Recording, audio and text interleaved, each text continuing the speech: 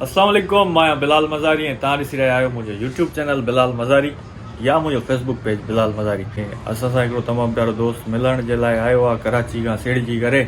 Chief साहब असांजो तमामु प्यारो दोस्त आहे, मां तव्हांखे मिल रहियां थो। सर अस्सलाम वालेकुम। वालेकुम सलाम। सर कहिड़ा हाल आहिनि? अल्हम्दुलिल्लाह खैरियत, तव्हां ॿुधायो ख़ुशि आहियो? ख़ैर अल्हम्दुलिल्लाह। साईं असांजो चीफ साहब, साईं तव्हां वटि असांजे लाइ हिकिड़ी ख़ुशख़बरी हुई, उहा तव्हां पाण ॾियो त बहितर आहे। ख़ुशख़बरी कहिड़ी हुई? कराची जी आवाम जे लाइ, सिंध जी आवाम जे लाइ, पाकिस्तान जी आवाम जे लाइ जेको तव्हां ब्रांड लॉन्च कयो आहे सीएवर बाय मज़ारी। असां बाबा ब्रांड हिकु क्रिएट कयो आहे, उनजे लाइ असांजी क्वालिटी बि सुठी आहे, उनजा रेट्स बि कम आहिनि। असां सिंध वासियुनि जे लाइ, पाकिस्तान वासियुनि जे लाइ, सभिनि जे लाइ हिकु बहितरीनु मौक़ो आहे। असांजो पेज विज़िट कयो, हुन में तव्हां सॼो कुझु ॾिसी सघो था डिटेल सां बाक़ाइदा। असांजो जेको मज़ारी टीम जो पेज आहे उनखे बि मां मेंशन कंदुमि मथां, ऐं तव्हां ज़रूरु उन तां शॉपिंग कंदव। ऐं अगरि बिलाल मज़ारी जे केयर ऑफ कंदव अञा तव्हांखे माना डिस्काउंट मिलंदो इंशाल्लाह। सर ईअं ई आहे? जी बिल्कुलु, thank you so much everyone.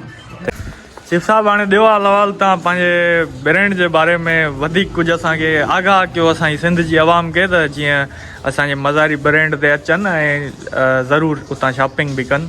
जी बिलाल मज़ारी साहब, बिल्कुलु असां इहो ई चवंदासीं, तव्हां पहिरियां कराची विज़िट कयो। पूरो कराची आहे माशाल्लाह, काफ़ी तव्हांखे कपिड़ा मिलंदा, जाम आहिनि। उन में अगरि तव्हांखे सुठो कपिड़ो मिले त मतिलबु तव्हांखे महांगे रेट में मिलंदो। बिल्कुलु ईअं ई आहे। बिल्कुलु ईअं आहे। अगरि तव्हांखे सस्ते रेट में मिलंदो त उहो वरी कपिड़ो चीप हूंदो, मज़ेदार न हूंदो। हा बिल्कुलु ईअं ई। तव्हां पूरो कराची विज़िट कयो, सॼा रेट्स वठी करे आख़िर में तव्हां असांजो ब्रांड, असांजो जेको फैक्ट्री यूनिट आहे, तव्हां उते विज़िट कयो। फैक्ट्री यूनिट सर किथे आहे पंहिंजो? इहो गुलशन ए मेमार में आहे। अच्छा जी उनजे क़रीब एहसानाबाद आहे, उनजे बिल्कुलु साइड में आहे। असां जेको पेज मेंशन कंदासीं उन ते नंबर मिली वेंदो सभिनी? बिल्कुलु नंबर बि उते ॾिनल आहे, विज़िट कयो, ॾिसो।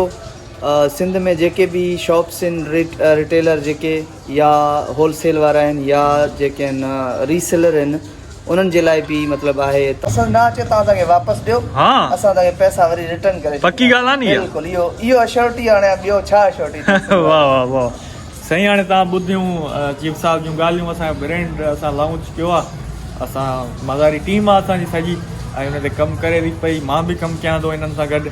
ऐं अगरि तव्हांखे शॉपिंग करणी आहे कंहिंजे ब्रांड तां कंदव? मज़ारी ब्रांड तां। सो ऑनलाइन शॉपिंग कईसीं, पर हे शइ त ॿी अची वई, हाणे वापसि बि नथी थिए। हाणे छा थींदो? पोइ माण्हू सोच में पइजी वेंदा आहिनि, पर असां वेठा आहियूं, तव्हांखे वापसि बि करिणो आहे भले करे छॾियो, को मसइलो न आहे। तव्हांखे पंहिंजा पैसा खपनि, वापसि पैसा कंदासीं। अगरि तव्हांखे हुनजे बदिले में ॿियो को कपिड़ो खपे, ॿी का डिज़ाइन खपे, असां तव्हां सां गॾु आहियूं।